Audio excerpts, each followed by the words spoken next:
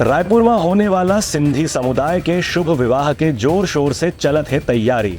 सिंधी समाज के प्रमुख संत मनला घरों करेगे है आमंत्रित। एक नई पहल संस्था के तहत होने वाला आयोजन के बारे में संस्था के प्रतिनिधि संदीप लालवानी, सुरेश लालवानी, विक्की मेलभारी बताएं कि शुभ विवाह के आरंभ में सिंधी समाज की प्रथा के अनुसार नौ बहराने के साथ के धूमधाम से शोभा यात्रा निकाली जाही।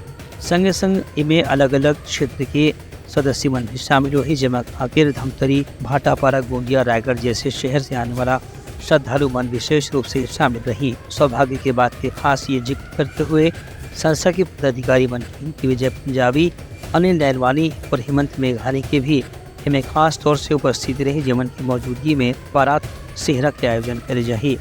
इनमें कन्यादान महायज्ञ में भी बड़े बड़े संत महात्मा मन आमंत्रित करे गए, जिनमें खास तौर से सतगुरु जीवतप्रिय गोस्वामी जी महाराज ला भी विशेष रूप से शामिल करे गए हैं। संगे संग श्रद्धाणी दरबार तीर्थ के संत गोदिलवाला धाम के प्रमुख, सिद्धू अमर धाम आश्रम के प्रमुख और पूज्य सेहरा वाले साईं बाबा के धाम के भी प्रमुख संत ला एक कार्यक्रम में आमंत्रित करे गए हैं। ब्यूरो रिपोर्ट, मतलंगा न्यूज़।